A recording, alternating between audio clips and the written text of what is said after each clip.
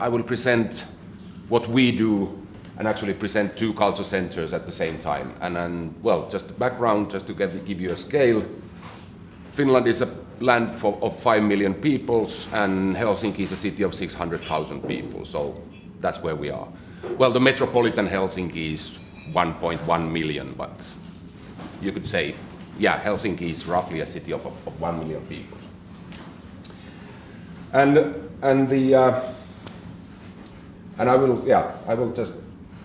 I try to, go more into architecture, but it's going to be about history and philosophy and how we see the world. And like most of the stories in Finland, they all start from Nokia. This is well, nowadays they are also ending with Nokia, but Nokia used to produce cables, rubber boots, and toilet paper. That's actually, it was two companies that merged in the 60s that became Nokia. And this building was a Nokia cable production plant, built between 39 and 53, surprisingly during the Second World War, in 3 phases. And once it was finished, 1953, it was then the biggest building in Finland. It is 2 kilometers west from the city center of Helsinki, and in the 80s it was almost the only proper building in that area. There was an industrial area of just wooden huts around it, more or less. In the late 80s, Nokia started to move the production to a new plant 20 kilometers west from that one, because the building became too small for the cable production. And it was still run by Nokia, and it was owned by Nokia, the building. But then there was a lot of empty spaces, and Nokia started to rent those spaces for whatever purpose, because there was discussions of tearing down the building or renovating the building or tearing down half of it. It was kind of like in a open situation, so they just made rent contracts for whomever, for whatever, just to get some money out of the building. And of course, because Nokia knew that they're going to move out, it was in a very bad condition then. There were auto repair shops and storage spaces and you name it, but then in the spring of 1989, some photographers, visual artists and architect students heard that there was this guy called Leinonen who was renting out spaces, high spaces with big windows for very cheap money. And in a matter of few months, more than 30 artists were working in the building. And of course, once the artists get in, they never get out. And they mostly the architect students they made an alternative plan to renovate and run Cable Factory as a building.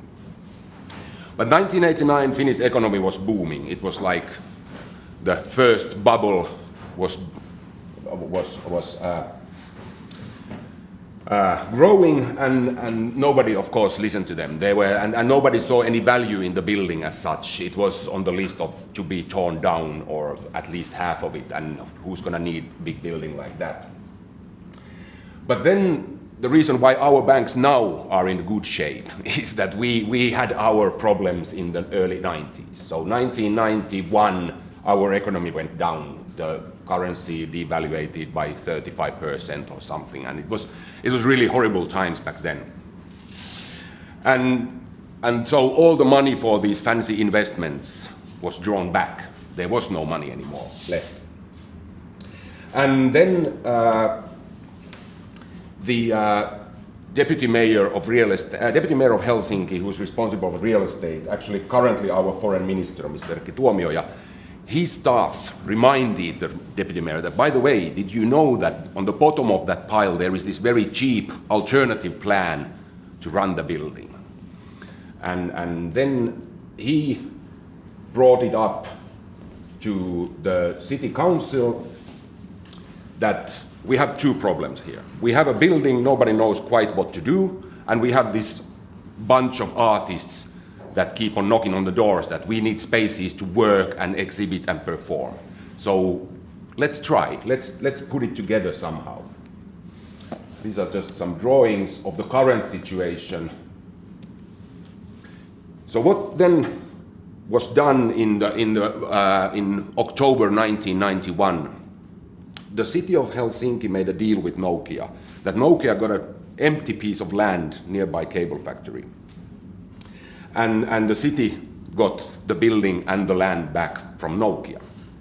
And then the city of Helsinki founded a real estate company that was given the building, but the city still kept the land. So a lot of what I'm talking and a lot of why we can do what we do and how we operate is based on the fact that we own the buildings. Of course, the city owns us, but still, it's actually in the Scandinavian situation where the political situation is very stable. That's not a problem for us to have an owner like that. Of course, the owner appoints the board of the company, but we are very free to make our own decisions. And nowadays, we even pay back a lot of money for the rent of the land underneath the building. So for the city, it's kind of like a bit of a money going around. This company structure is actually very common in Helsinki. The city of Helsinki, I think they own 182 companies currently, and they administrate 10 foundations. It is a way for the city to provide certain services inside the city that the markets won't provide and would be too difficult to be done by the official kind of like city structure, because it's always very rigid and slow. We are much faster moving entity. So currently we even have a kind of like a mission and vision and all that stuff. Of course, in the beginning you have to understand that there was nothing at all. It was just the company was given a building in a horrible condition. 1/3 of the building was already rented, so there was cash flow from day one. But still, it was just, head first, what should we do? What are we gonna do? And it was very organic growth, word of mouth, tenants came in and rented spaces, and decisions were made like this or, even afterwards, because just stuff had to be done.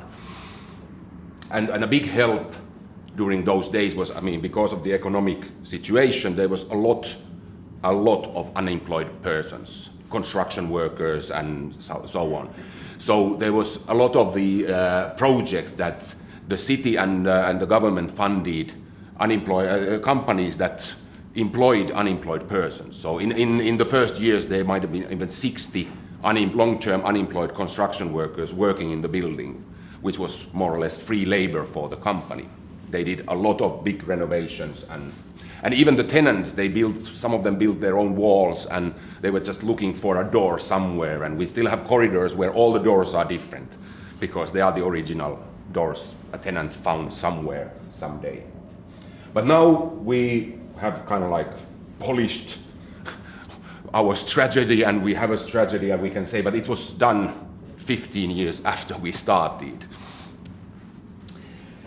And how we see what we do is actually, we are a member of this Trans-Europe Hall network, and we were talking inside the network about how is it that with some centers it's easy for us to understand what they are doing, and some of them are very different, and with some it's easy to cooperate.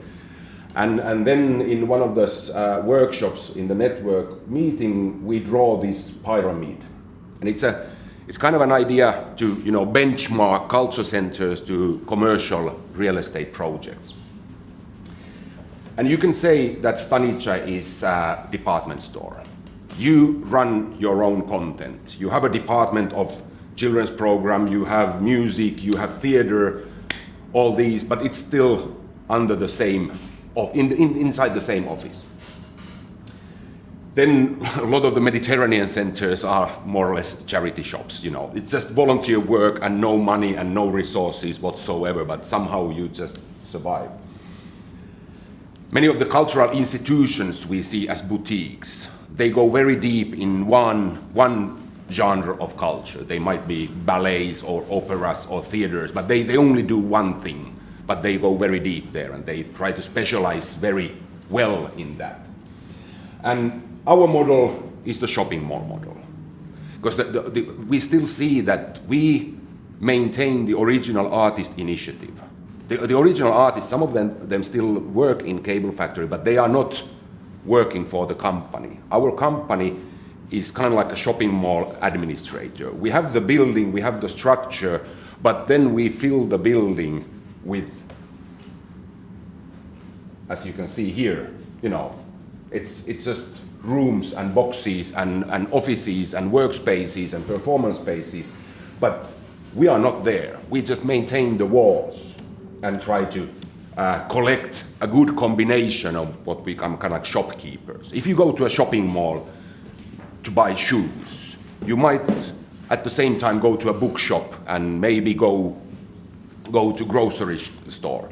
So this is kind of like the idea. If somebody comes there to see an art exhibition, maybe they go into the museum or see a dance performance. Maybe not then, but they get the idea to come back for the other content. And what I've seen working and listening to different culture centers is that the ones that have it the best are the ones that have the courage to be in one of the corners. Most of the centers having internal problems or internal fights or whatever, they are the ones that usually they don't know are they a department store or a shopping mall. It's like we produce most of the content ourselves, but then we rent out some of the spaces and some of the nights and you know, and it's kind of like mixed and it's kind of hard to find your identity in that kind of situation. Or you're kind of like 70% of our program is music, but then we do a little cinema and a little bit of literature. And then these little bits are kind of like somewhere on the side, and it's really, you should concentrate on what you really want to do. And then the big question is that, is this all an incubator for some kind of creativity? I hate the word incubator, and I don't see us as an incubator. I'm often asked what are the incubator services we provide for our tenants, and I usually tell them, well, we have the fax machine, and we have the laminating machine, because they don't have it. But I mean, I understand that the world nowadays needs incubators for creative industries and arts and culture and mixing creative industries and arts and culture, but I really don't know what is a good model for that. I only know that the ones that I've seen are bad. I will go some of the principles of our work, and most of these can actually be called happy accidents as well. Because in the beginning it was very, you know, the money was tight, the time was tight, there was very little time to, you know, really think of what we are doing. But somehow most of these things, now that we've even kind of like organized ourselves a little bit more, you can say that in the beginning it was an accident that we decided to do it like this. The biggest accident, I would say, is the ownership structure. If 1990 the Helsinki mayor's assistants would have gone around Europe and see different models of culture centers, we have never came up with what we have now. They would have come up with something that's copied from somewhere, and they would have not had the kind of like the courage to do the structure we now have. But yeah, we rent and renovate at the same time. This is a force majeure situation. I mean, it's 57,000 square meters of building. 225,000 cubic meters gives you an average height of almost 5 meters for the spaces. 232 toilets, 1,648 doors, 20,668 window frames. But I mean, it was a big building, but some of the spaces were already filled, and some of them are still, well, nowadays we don't renovate. We don't do any basic renovations in the building anymore, almost any. But it was like, you know, it was filled at the same time as it was renovated, and there was no even talks about when will this be finished. We didn't have a goal. We just have a direction. And the idea of who needs opening parties. We are happy to have new tenants and have, celebrate with them that welcome to the building, but who really needs a culture center like that to be opened? It's usually the financiers. The operators usually don't need that. And in a way, this is a way for us not to stop the history. It used to produce cables, now it produces arts and culture. It is a factory. It has its history and it still has remarks of its history. Because of the ownership structure, we as a company don't get any grants or subsidies. 99% of our income comes from rents. And with those rents, we can cover all the costs. The heating and electricity in cable factory is 530,000 euros a year. We even pay back as rent for the land. This year we're going to pay like 600,000 euros back. The turnover from that building is 4 million euros. But we collect rents. We estimated that 1/3 of the rents that's being paid for us is grants from the government or municipality paid to our tenants so that they can pay our rents. But still we are the cheapest landlord in the town for arts and culture. And because if you think about how is a rent in commercial situation, how is it combined? You have the maintenance costs and the profit, heating, electricity, whatever, staff, these kind of costs. And then you have the cost of building the building, construction cost of the building. That is usually at least half of the rent comes from the fact that you have to build the building and then you depreciate that in your balance sheet for 30 years and you have to get that money back somehow. But we were given the building. We don't have the construction cost of the building in our rents. But then when we rent some of the spaces for commercial businesses, we have 2 TV stations, 3 radio stations, ad agencies, architect studios, French Institute, for instance. They pay the normal rent rate of the area. And for us, almost half of that is profit. So that is the money we then use to renovate the building. And most of the building, 60% of the surface, is rented with long-term rent contracts. And they are open-ended. They are not for 5 or 7 years. Well, the restaurant is, limited. But if an artist rents a studio, we have 129 artist studios in the building. They get that, and the rent contract doesn't have an end date.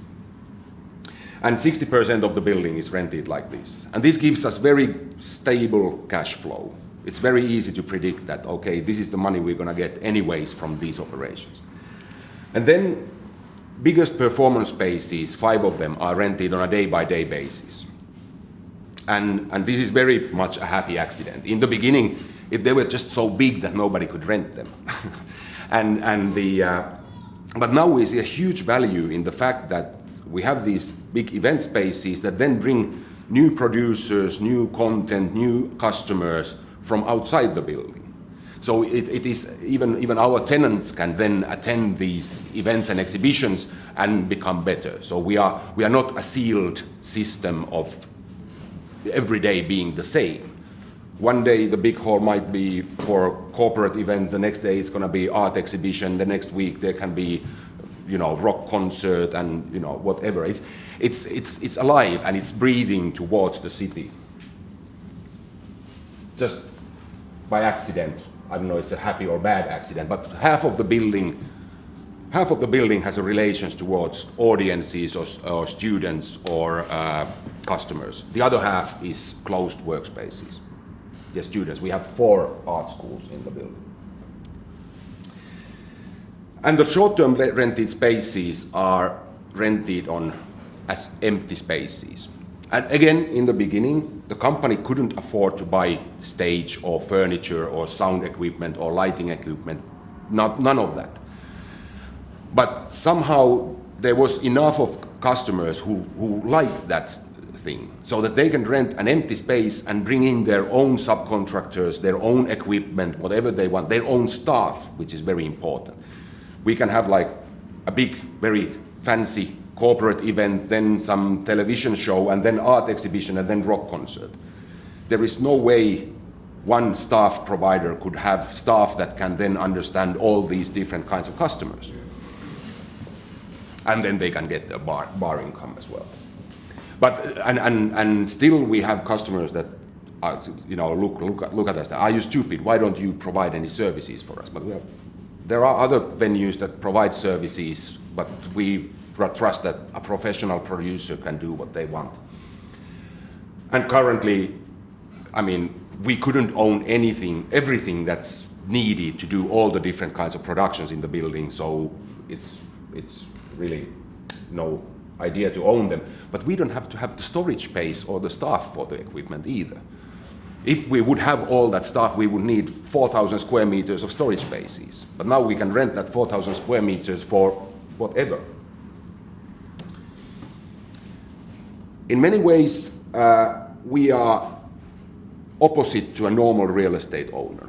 If you think a real estate owner, a commercial real estate owner, acquiring a big building like cable factory, what they would do? They would probably look for one tenant that would need the whole building. Then they would renovate the whole building. The one tenant moves in, maybe 2 or 3 tenants moves in, and then they move to next project. And it becomes boring building. But what we try to do is fill it with as many different tenants as possible.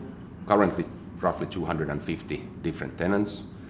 And we keep on renovating the building, as I mentioned. It's also the physical change of the building is kind of like, at least it should be an influence to the tenants, that even they have to come up with new stuff all the time. They can't just do what they did yesterday. It's very deep in human spirit to do what we did yesterday. And then we stay there. We currently have 14 staff. I will explain that a bit later, but we stay there. And it's very weird situation that our tenants, in a way, they want their independence. They want to do their own decisions and they want to do whatever they want, but still they want somebody to be around.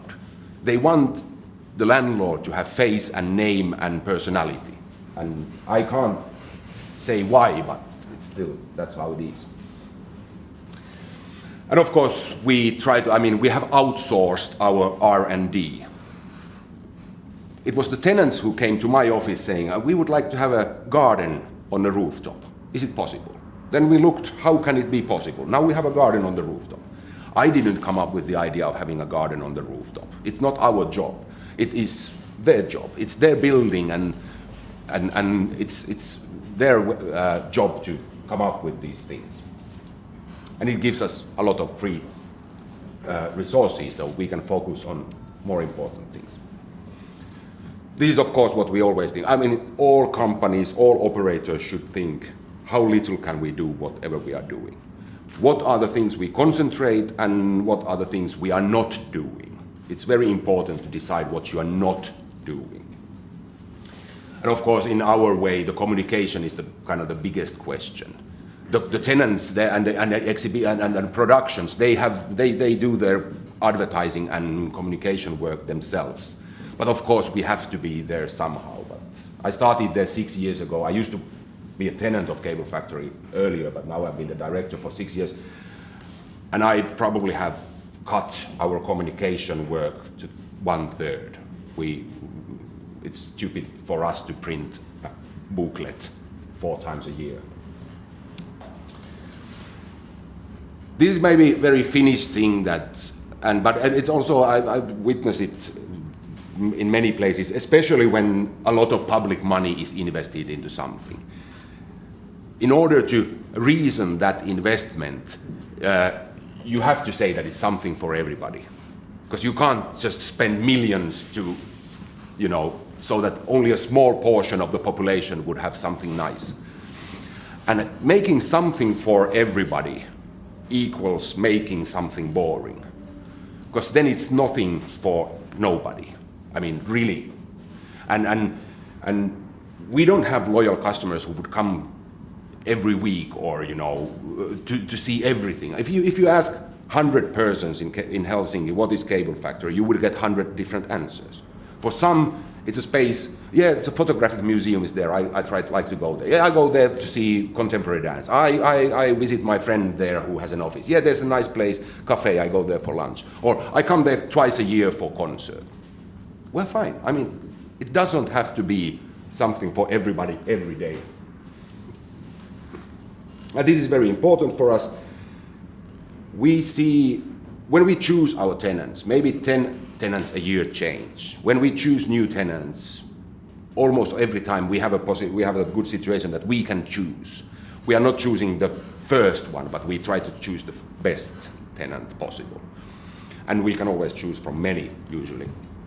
And we try to emphasize the fact that it's not a Helsinki project. It's a national, all the operations should be nationally relevant and hopefully internationally networked somehow, at least acknowledged somehow. And so we have to be as well. And we have found Trans-Europe Halls to be a good place for what we are doing. Millions of challenges, millions of problems. Of course, nothing is ever easy.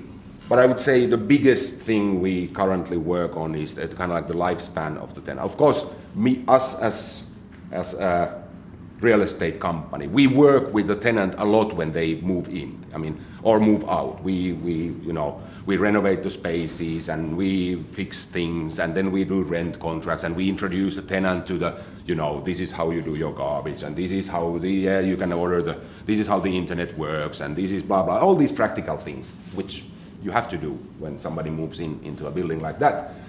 But what we really should be doing is talking with them when they are in the building. But unfortunately, that we don't have a lot of time for. But every day I feel kind of like guilt for the fact that I haven't even met all our tenants. I'm terrible with names, but I'm good with. But still, and 250 tenants. It's estimated that Cable Factory is every day it's a workplace for 900 people. That is not a community. That's a village. So it's impossible for everybody to know everybody, and this is how to create the community inside the artist. And we try to emphasize, I mean, if there are a group of tenants who want to do something together, we always try to support them somehow. But we don't even dream about the fact that we would have like everybody gathering together and no, can't happen. I won't go through more of the problems, you can ask them later. The staff, as I mentioned, we are 14 permanent staff. No producers, no kind of like artistic directors in the list. We have the board and me, then we have 3 people renting the spaces. 1 person rents the long-term rented spaces, and then 1 person for the short-term rented spaces, and the other center we are running, we have 1 person there. We have 4 people in the maintenance crew, we have the boss for them, and then we have the chief of construction who does the big investments like the 10-year plan, and then whenever the tenant changes, we do some of that. 1 communication officer who, as I mentioned, mostly nowadays does just internet and social media and almost nothing else. 1 chief of administration, and that's it. Of course, we use all possible ways to have cheap or even free labor, non-military services, as I mentioned, these long-term unemployed persons. Interns and volunteers we are very bad with, and in a way we get a lot of inquiries that could I come there as an intern or as a volunteer, and then when we explain what we actually do, they step back at maybe I will call one of the tenants, because even the non-military service guys, we try to get okay, are you an electrician? We need more electricians than cultural managers. We are very much a cash flow driven project. But as I mentioned, the cash flow is easy to predict and it's kind of steady. Our owner doesn't want us to make profit. This is again municipality against government. If a company makes profit, it pays its taxes to government, which then spends it to Lapland to build roads or something. So the city of Helsinki doesn't want us to pay taxes for the government. So they want us to invest as much as we can to the buildings. But since we own the buildings, we have a balance sheet of 20 million euros currently. We can go to a bank and take loans, like we did 3 years ago when we had a big renovation project. It's no problem for us, because as a company, we are worth 20 million euros. As I mentioned, we have different rent levels. The artists pay only the maintenance fee, which is roughly 9 euros per square meter per month. But then the companies, the commercial operators pay the commercial rent rate of the area, which can be 16, 15 euros per square meter.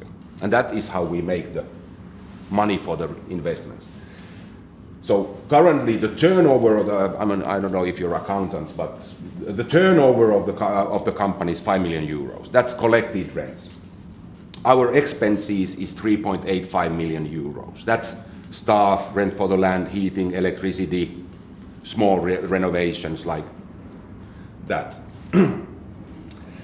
and then we have a depreciation plan, as you have to have as a company, which is 1.15 million euros. That is the depreciation of the balance value. But then we invest back 850,000 euros and pay back loans for 300,000 euros a year. And now you have to be an accountant to realize that. But this is, I mean, January 1st, our balance value is 20 million euros. But December last, it is again 20 million euros. Because we depreciate our balance value by 1.15 million euros, but then we invest back exact the same money.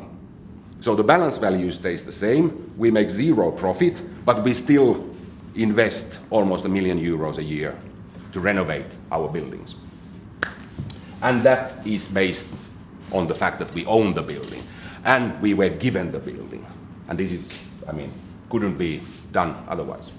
If we would have built the building itself or bought it for 10, 15 million euros day one, we would have so much loans that actually it would be at least vice versa. We would pay back loans for 850,000 euros and reinvest by 300,000 euros.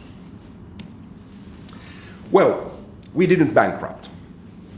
Most of the city council members I've spoken with who were making the decisions to found the company in 1991 admit that they didn't know what they were deciding.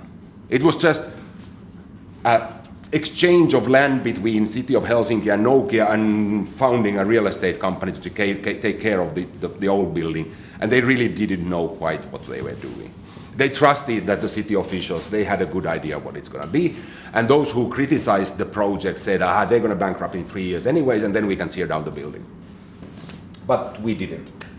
Mostly because of these happy accidents that were made day one. So 2007, we were given another project to run. That's the peninsula, the center of Helsinki is where Helsinki is written. So cable factory is 2 kilometers left from the city center, but roughly the same distance northeast is an old gas factory and power plant. The ownership of those were very mixed, but because of the big, we had 2 harbor areas in Helsinki, and they built a new harbor 15 kilometers east from the city center, and these harbor areas became empty and big development areas. And on the corner of the other harbor area was this power plant, and then the city managed to solve the ownership so that it became property of the city of Helsinki. And then they gave it to us. You know, because the cable factory is full. We have all the spaces we can have been rented, and there are still a big queue of new tenants. So, okay, we need more spaces. So we were given more spaces. This is only 1/3 of cable factory as surface, but the piece of land is 3 times bigger. We have a lot of, because cable factory being one huge building, this is more or less a village. And of course we have the 2 gas holders there, which we roughly know what we're going to do one day. But we are not that worried about it. And each operator, I mean, imagine that I mean, most of the people working with culture centers I've met talk about, yeah, if I could redo everything today, I would know exactly what to do. Now I would know how to do it better because I, made some mistakes in the first project. And suddenly we were in the situation that we could do that. Okay, the time scale again was very tight. There was this open discussion of what to do with the Suvilahti buildings. But then it was December 17th, 2007 when the city council made a decision to give it to us January 1st, 2008. So we had 14 days to think about it.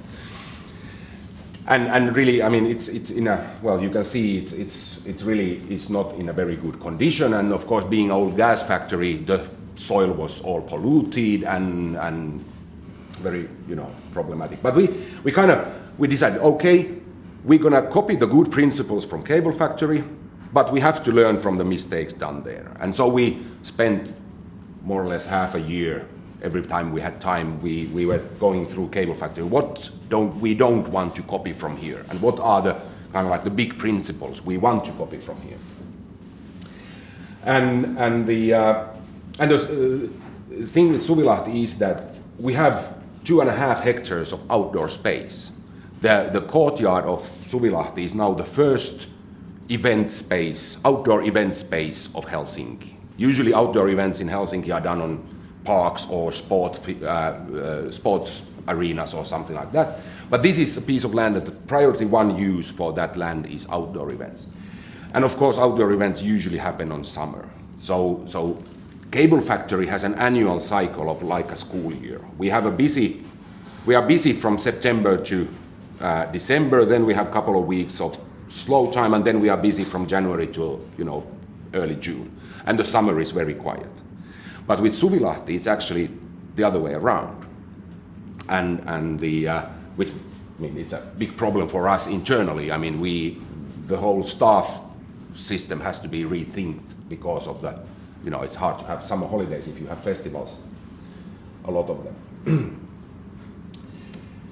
But this is the biggest mistakes we then came up with, because cable factory was used as a tool for town planning. I mean, the surrounding area is now a residential area, but the company back then was so busy working with its own walls and own problems that it didn't have any time to really cooperate with the town planners, and that's why, as we say, the surrounding residential area around cable factory is the most boring part of Helsinki.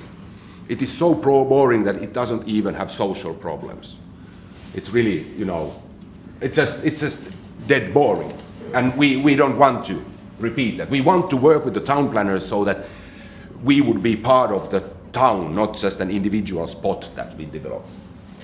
This includes the fact that around Suvilahti area we have Theatre Academy, Academy of Fine Arts, we have 2 colleges, we have another artist building, a much smaller one has like 30 artist studios.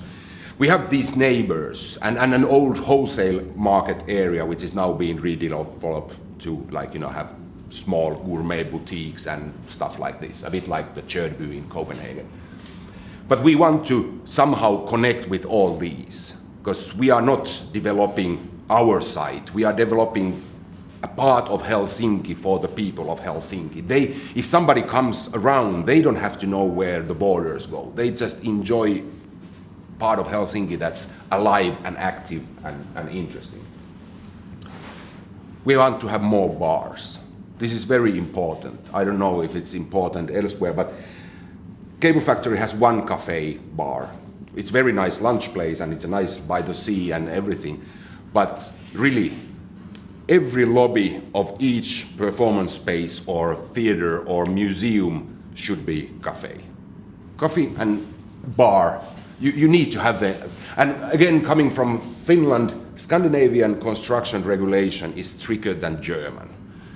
In order to have a bar somewhere, it means that you have to have the toilets for men and women and handicap and for workers, and then you can't build a kitchen without a window nowadays, because the chef has to be able to look out from a window.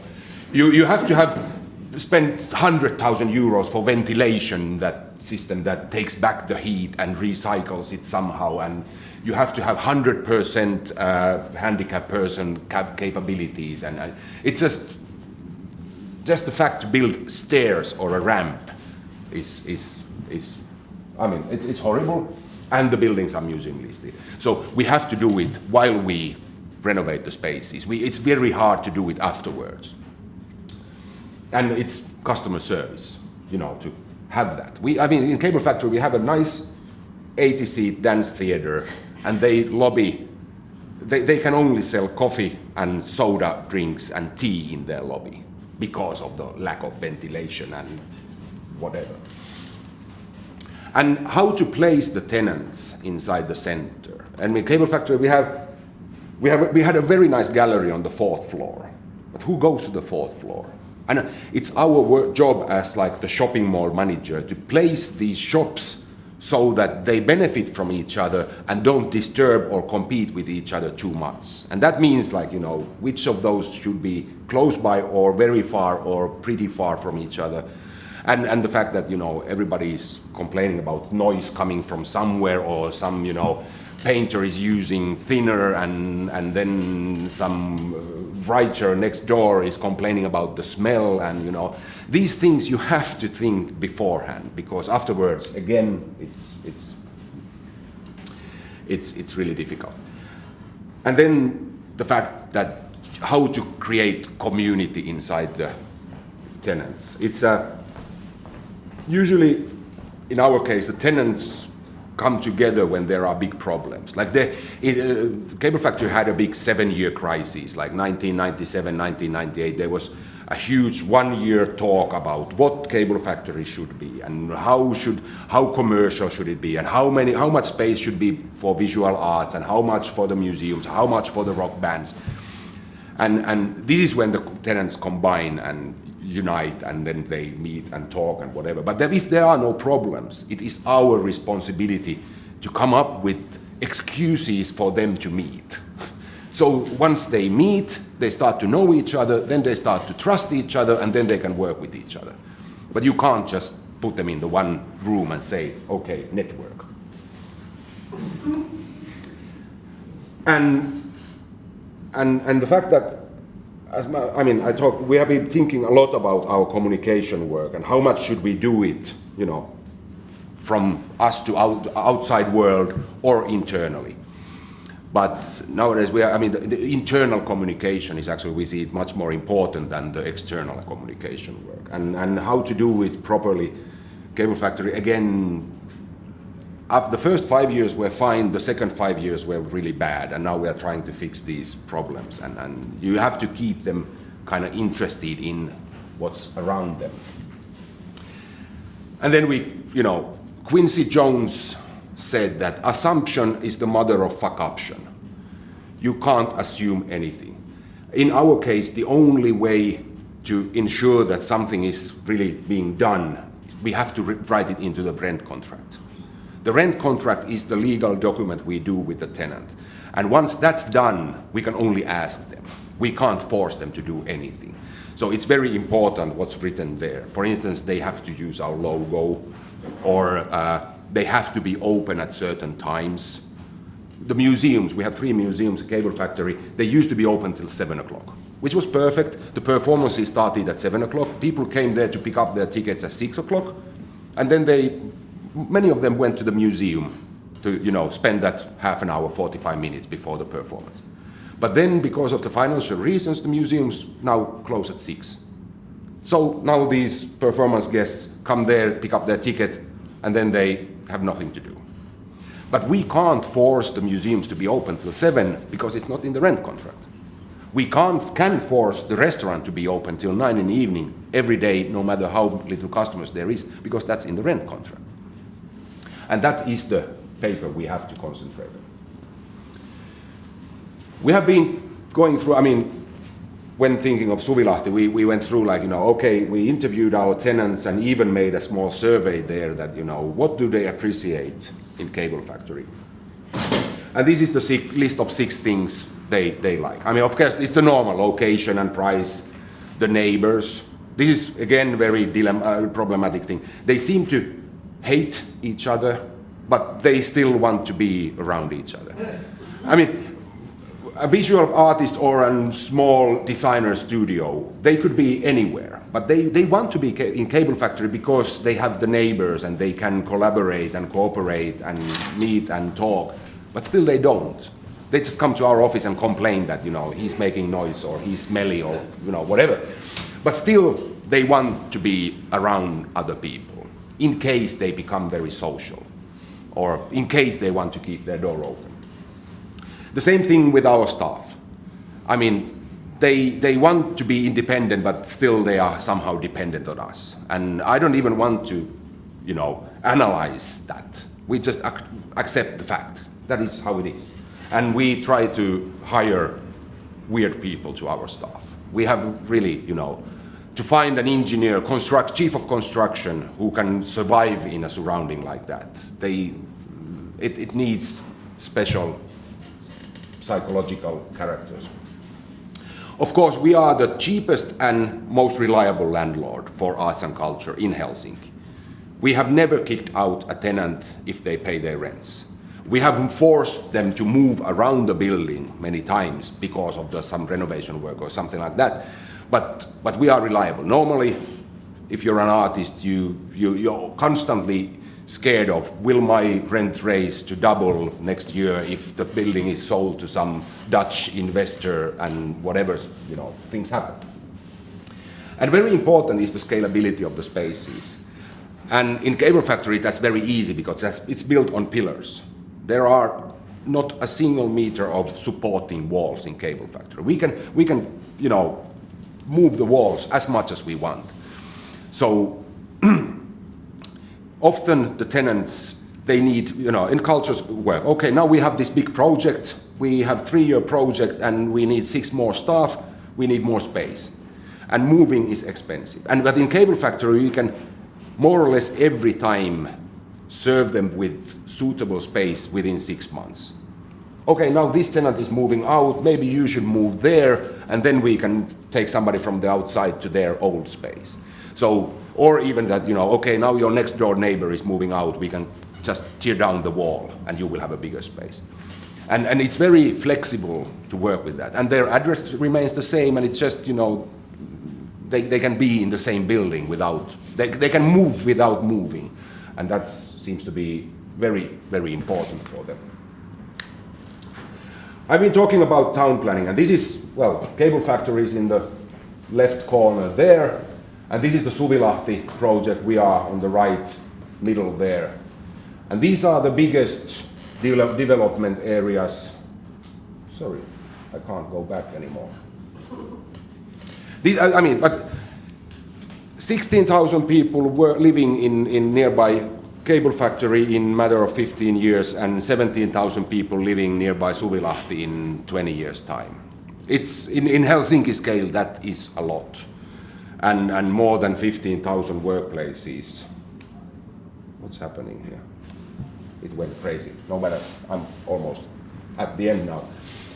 But as I mentioned, cable factory was not a success story of how to use culture center like us as a tool for town planning. But we want that Suvilahti will be.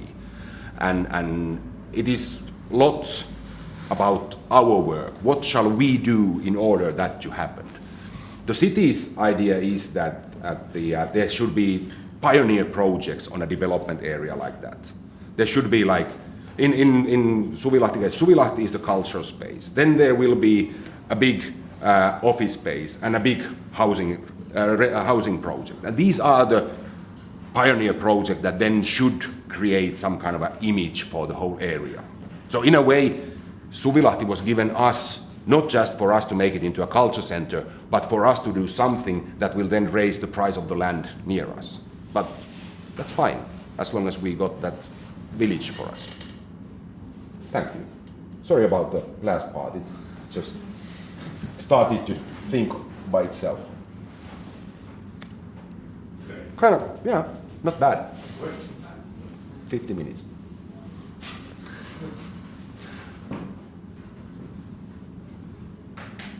I am open for questions or complaints or whatever.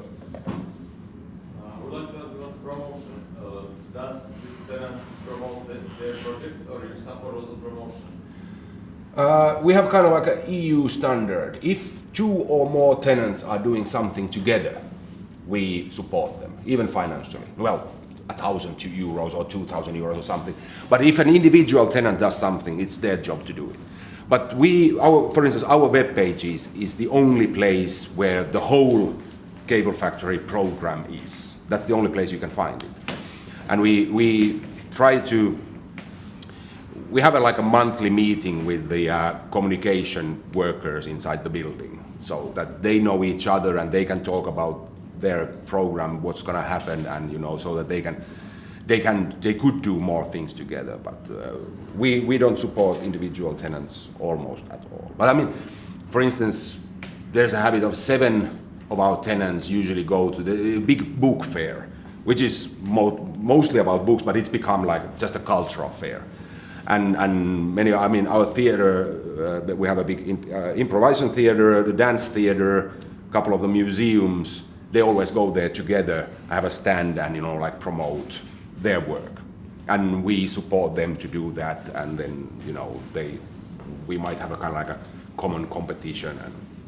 But like in 2 weeks' time, we will have Helsinki has the Night of the Arts, which is also always in the late August.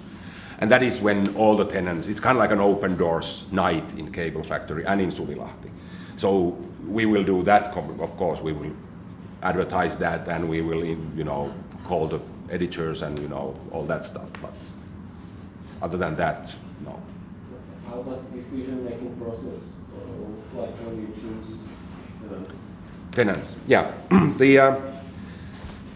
Well, as I mentioned, well, now I'm talking about Cable Factory, but the same thing with Suvilahti. I mean, Cable Factory has, after the 7-year crisis, they then did what we still call like a constitutional contract of Cable Factory.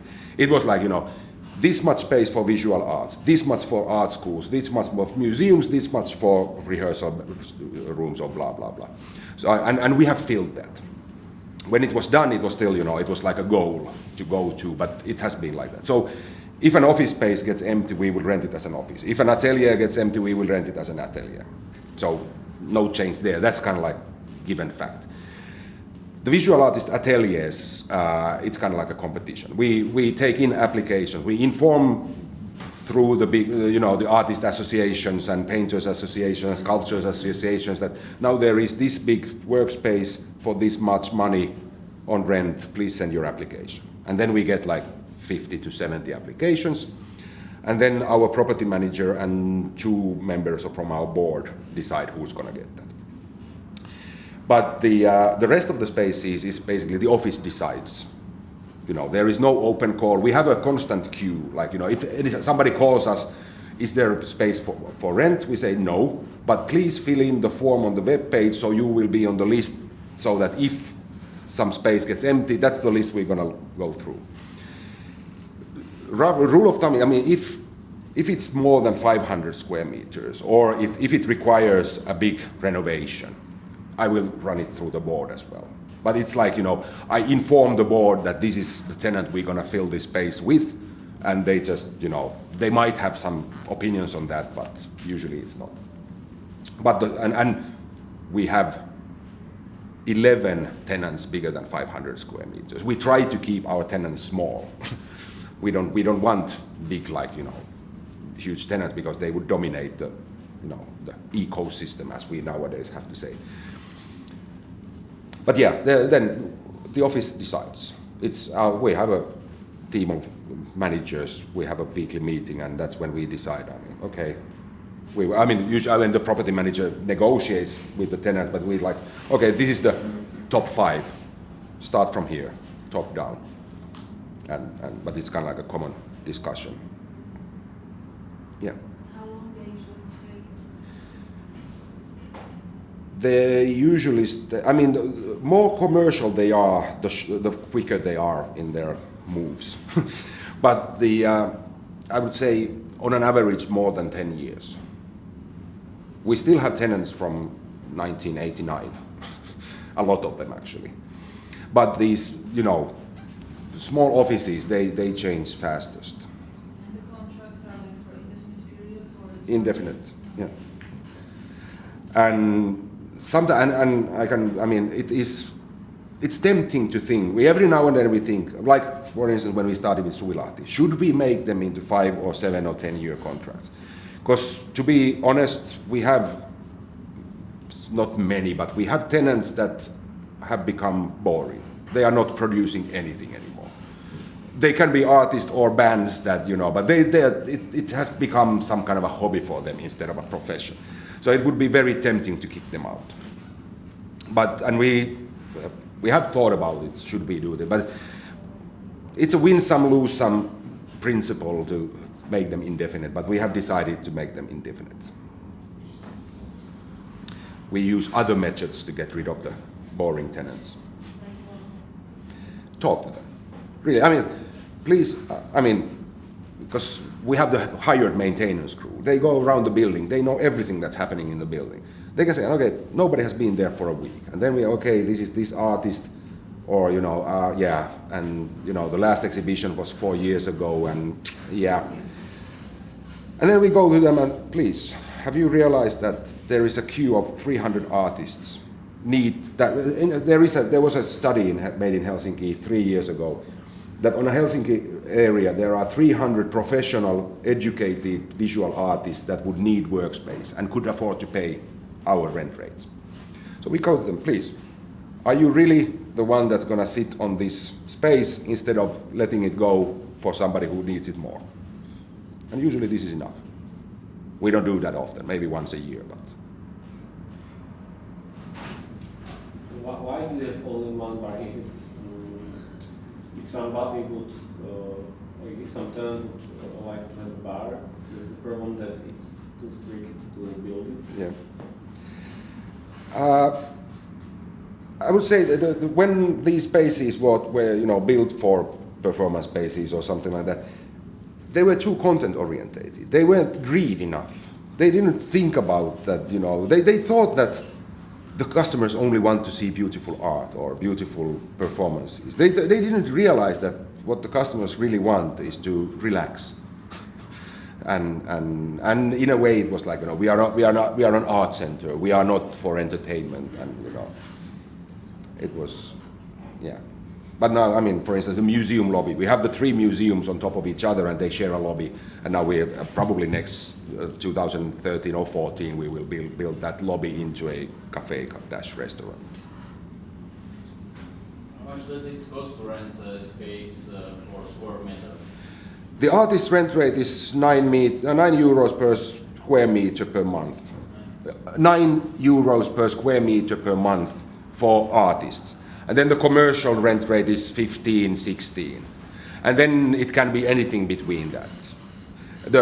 We have 51 band rehearsal rooms in the basement. And the rent rate actually is based on the fact that how easy is it to load in and load out your gear.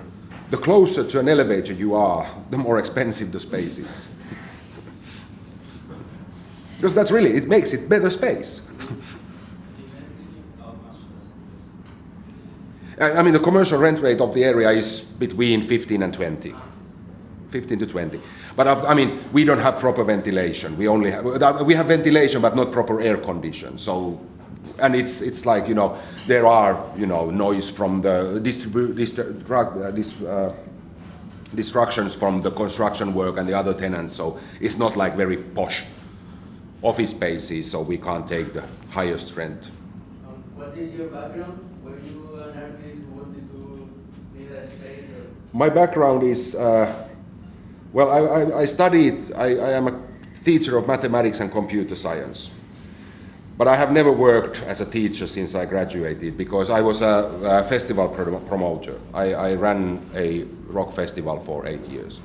That's why I've been a tenant and I work with concerts and festivals for all my life. But I mean, that's why when I was a tenant in Cable Factory 97 to 2000, I was working as a production manager for a Finnish promoter.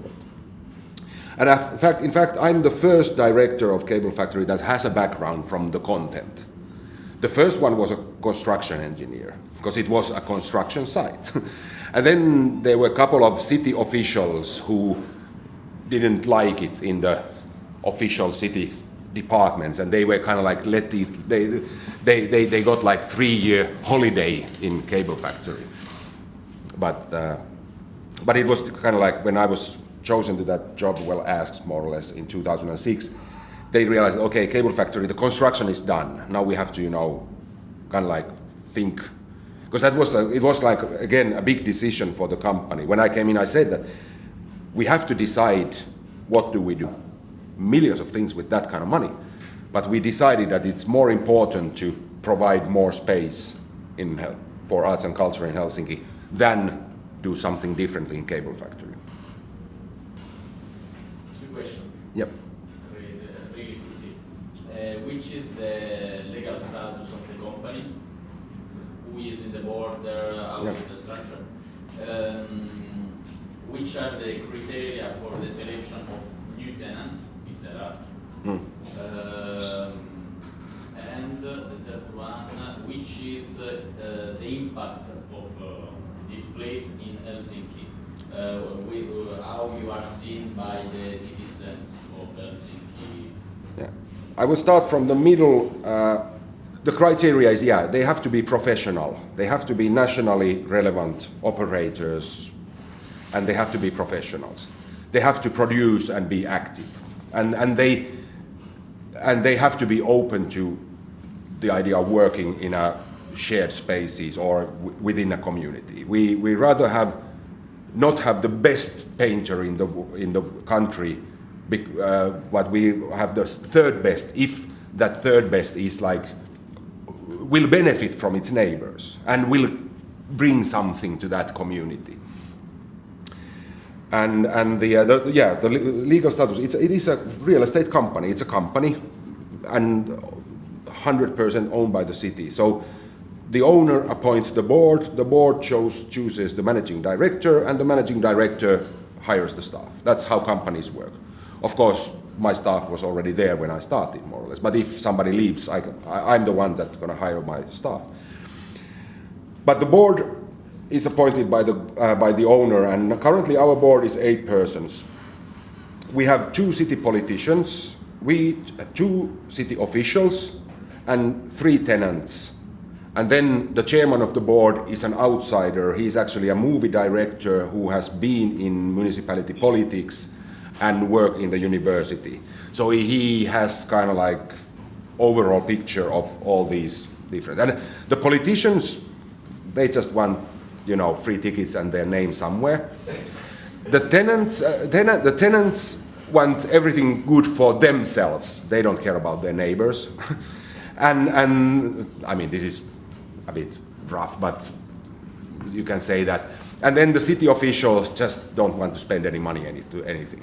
So the chairman makes a kind of like synthesis of these different ideas. But it could be very unfunctional board. It's too big to be a proper board. Board shouldn't be more than 5 persons, I think. It is not a professional board. None of the members are professional as board members. They don't know, I don't know, but I would say some of them don't even know how to read a balance book properly. They are not good with numbers. They are not good with legal things. And it could be very, problematic that these different groups could fight each other, or, it could be whatever. But it isn't. And I mean, I'm very happy to work with that board.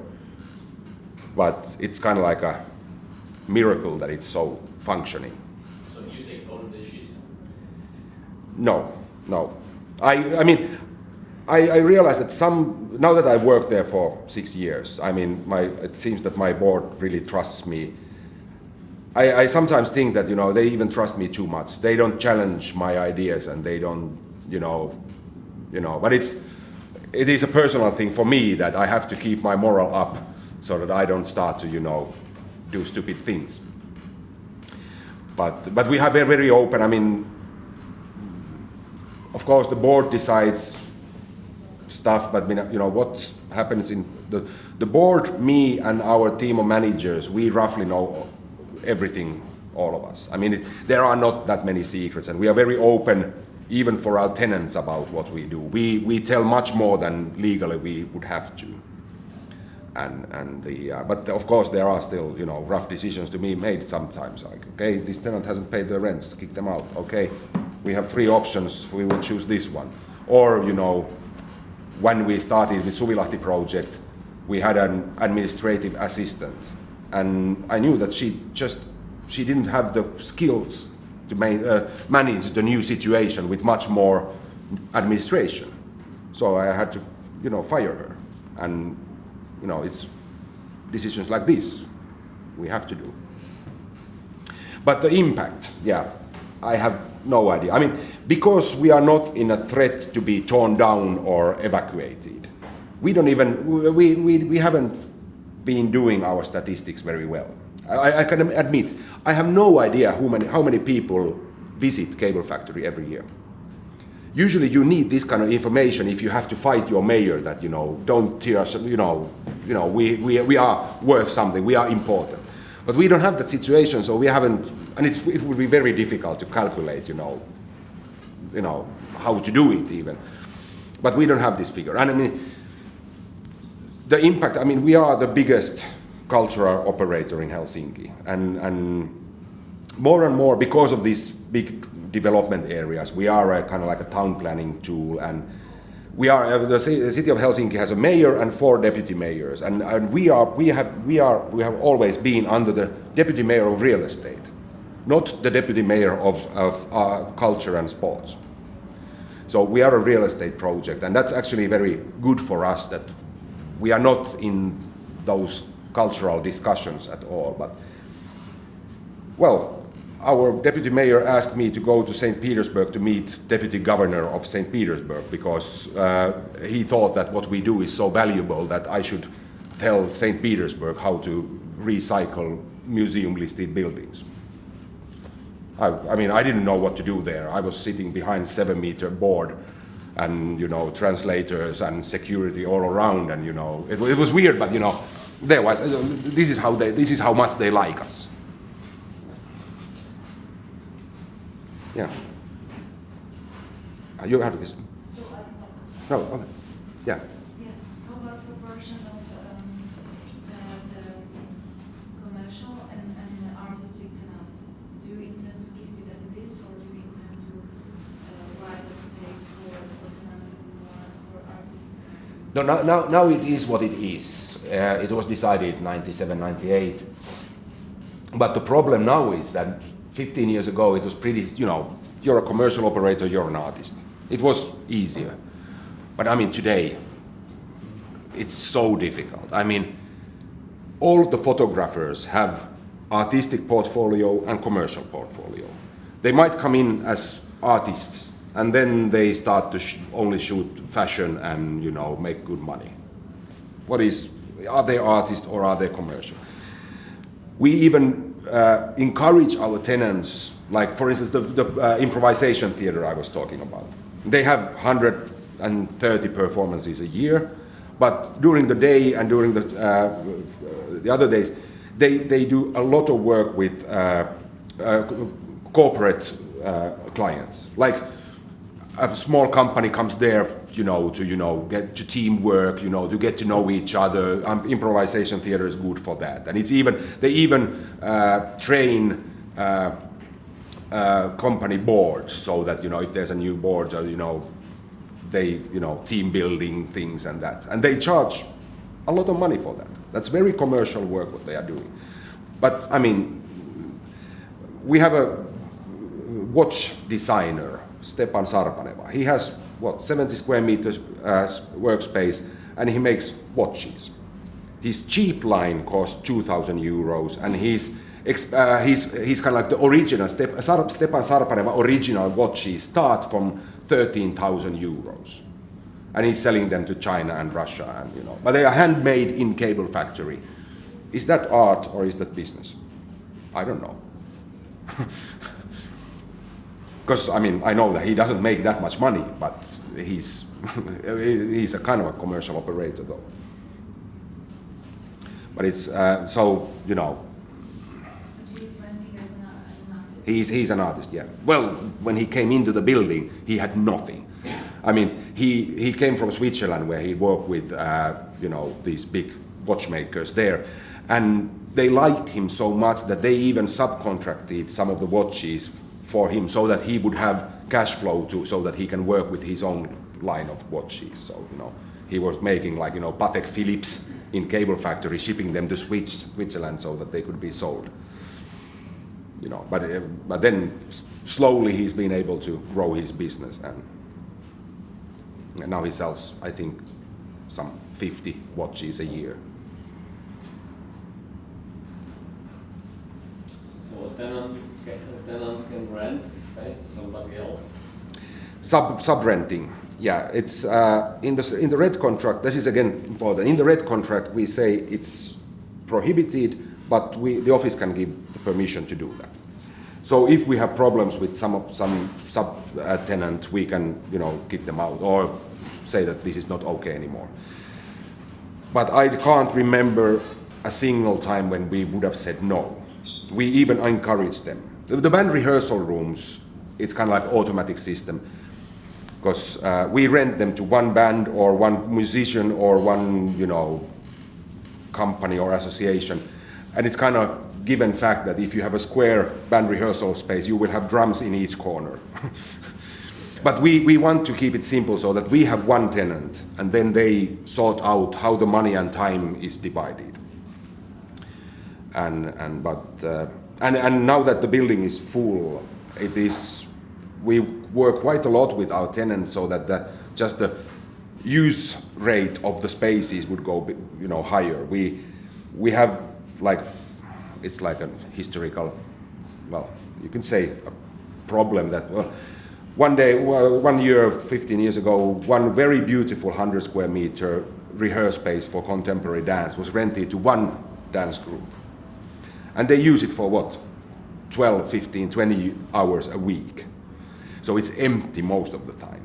And we have these kind of cases. And then some tenant comes to our office that we would need more space and blah, blah, blah. Then we try to matchmake our tenants. They should have free time every afternoon. So could you rent it straight from them? And then you can sort it out yourself and we don't have to be there. And then some of the tenants are just, no, I don't want to do that. I want my space to be my space and blah, blah, blah. It's, these kind of things. How many pages the contract has? Sorry? How many pages the contract has? Maybe 4. So it's not... No, it's not a book. And if a new tenant comes and he wants to change somehow the space, he does it?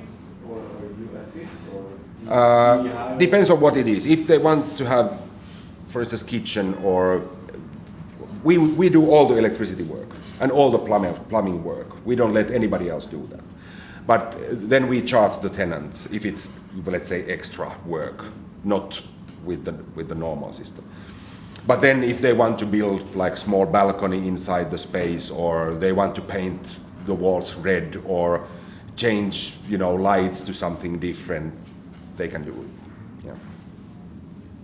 How do you choose these short-term rentals? These one night stands? Do you have some limits? What to take? No, it's more or less first come first served, and so far it's been working pretty okay.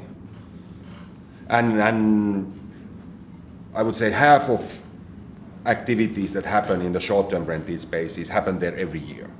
Like now, in the first week of September, it's always Helsinki Design Week that rents the spaces and comes there. Every March we have the Painters Association's big spring exhibition, and every first weekend of May we have the erotic fair. how many bars open do you want? Well, there is now, there's going to be at least 4. One of them will be non-alcoholic, vegan, volunteer, you name it. And then cafe. the decision that you want this number of bars and you use some. No, but I mean, Suvilahti, because Cable Factory is one big building and the walls move. But Suvilahti, it's even more museum listed than Cable Factory. And the problem with Suvilahti is actually we have too much big spaces. And when we were thinking about what Suvilahti will be in 10 years' time, we had to start from the spaces. What is this space good for? Instead of looking at who are the tenants that want to come in, or what are the activities that we don't have in Helsinki. Because the space decides what can be, what they can be. And there are, you know, these kind of bigger spaces like 350 square meters or 600 square meter spaces, which we can't divide into smaller ones. So we have to start from that fact. And okay, I mean, the kind of like the cultural emphasis of Cable Factory is visual arts, contemporary dance, and the bands in the basement. And so the cultural emphasis of Suvilahti will be contemporary circus and independent small theater groups. So we want them to have even, well, it's not that strict, there will be other things as well, but you know, the big investments we will do so that they will have kind of like a different profile. Yeah. Does in the city exist many other cultural spaces or independent? Well, we have, for instance, Korjaamo, which is a member of Trans-Europe House as well. It's well, it's 4,000 It's square. small. I mean, not in one space, everybody in a different, you know, like. Yeah. I mean, we have a lot of theaters and of course all the big theaters, where people work, you know, like yeah working space. workspaces. Yeah, we have. I would say there is now 3 interesting projects in Helsinki for shared creative people's workspaces. But they are artists by themselves, like alone somewhere. yeah, but they are more like creative industry workers who have these, you know, shared spaces and like community workspace communities. They are not artists in a way. They are artists are independently somewhere or tenants of ours or the tenants of the Atelier Foundation of the Painters Association. We have 130. Well, then now with Suvilahti combined, we have 160 artist studios, and then the Painters Association administrates a foundation that has 150, and that's it more or less. And the other question, when you say that near these fabrics, now it's about 20,000 people, what it means? Before there was nothing, somebody come to and build these houses? Let's see, How much it cost? I will. You know what I mean?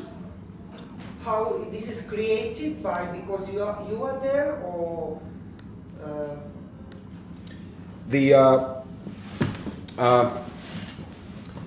well, let's start from Cable Factory, where there says Ruoholahti. That area is built. It's a residential area that was built in the 90s and like 10, 15. for you or After us. you? After us. And then where it says Länsi-Satama underneath, like the hand shape area. That is the development area. And it's expensive to live there? It will be, yeah. But the city of Helsinki has a principle of these development areas. There will be all kinds of residential areas. There will be student housing. There will be city-run rented apartments. There will be subsidized apartments for young or disabled or whatever. Again, it freaks out. And there will be expensive, very commercial buildings. But I mean, the coastline will be expensive, and in the middle there will be students and city workers and that kind of stuff. And the same with this one, the Kalasatama area. There is anybody now living around? First tenants will move in September. The first buildings will be finished in September. But then it's going to go. The Suvilahti, there's this big road. They will build north and south from there. Yeah. Do you have any, not a research, do you make any like mapping of the city to gain insight what's going on in culture, so you somehow can is your intention somehow to influence it, and do you are you making some evidence about let's say marketing culture or competitions, or like are you interested in it so you can, I don't know, keep some balance, or just like for your needs, or we don't do it, but we try to push somebody to do that. I mean, the city of Helsinki has an information center that makes a lot of different kinds of publications. And slowly they have been realizing that just, publishing statistics of how many rapes happen in Helsinki is not enough. They have to make, like qualitative researches. And they have started with these kinds of things. And then actually a tenant of Cable Factory is the Cultural Policy Research Foundation of Finland. And they work quite a lot with our tenants, and they have been doing some surveys. But in a way, I even try not to be too theoretical. I mean, us as a company, we are not cultural policy makers. We are cultural policy followers in a way. It's our tenants' job to do that, and we try to encourage them to do that. But I mean, as I often say, we are cultural janitors. That's what we are. We are happy in that role. We don't want to be, I don't want to walk around in a suit and, talk long sentences and, sit in a panel discussions talking about interdisciplinary cultural policy making in the European scale. I'm bored. I don't do that. How do you finance the renovation of the office? From the rents from Cable Factory. I mean, the first big renovation we did, it was, well, in total it was almost 4 million euros. It was a big contemporary circus center. And when people ask, how is this financed? Well, we took 2.5 million of loans to do that as well. But like I said, that construction was financed with the advertisement income of the TV stations and radio stations in Cable Factory. It's really that simple.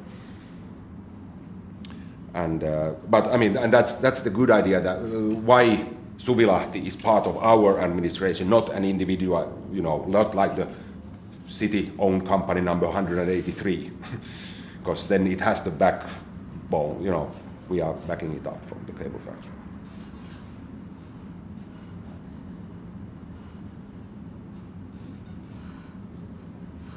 Last question. Can somebody leave? No. That's the only thing you can't do. In Cable Factory, we have HIAP, Helsinki International Artist in Residence Program, and they have 3 residential ateliers where, the residency, it's mostly painters, but now they've started work with dancers and stuff like that as well. But they can, they live there between 1 to 3 months. But permanent living is not allowed. Although I know that some of the artists spend a lot of time in Cable Factory. We try to, I know, I mean, but officially nobody lives there, and they are not so stupid that they would, have their mail coming to Cable Factory or having it as an official address, no. But it depends. I mean, sometimes some of them only stay there in winter time for some period, or we have one that's kind of like half a year he lives with some new girlfriend. He engages immediately, and half a year he's licking his wounds in his atelier because everything went bad, and Toilets and showers, kitchen. Yeah, because I mean, if you take Because they live there. no, but I mean, one way to describe Cable Factory is that we are probably the biggest free-to-use toilet in the world. I mean, the doors are open from 7 o'clock in the morning till 9 in the evening, and there are 150 toilets in the corridors and more than 30 showers. Anybody can go anytime. But we don't have shared kitchens or shared eating spaces, and that's something we should actually have. In Suvilahti we have in one of the buildings where we have like the small workspaces are. We have roughly 30 of them. They have a kind of like a shared kitchen where they can, there's a microwave and they can, meet and talk and have lunch and have a coffee and stuff like that. But not in cable factory, and we should have, yeah. But you provide the cleaning service in For the public spaces, yeah. For the 7,743 square meters of corridors and lobbies we have. How many people are there? Currently, we have actually that's where we still have these long-term unemployed persons. We now have 5 working to clean that up. When you say at 9 o'clock, when you close the time, everybody has to go out. No, but then you have to have a key to get in from Everybody have a key or not? Yeah. The tenants have keys, but then of course in October when it gets cold outside, the teenagers are sneaking in 5 minutes before 9, hiding somewhere when the security closes the doors, and then they can start drinking beer indoors. But then some of the tenants kick them out, or How many people live in Helsinki? 600,000, and 1.1 million in the metropolitan area.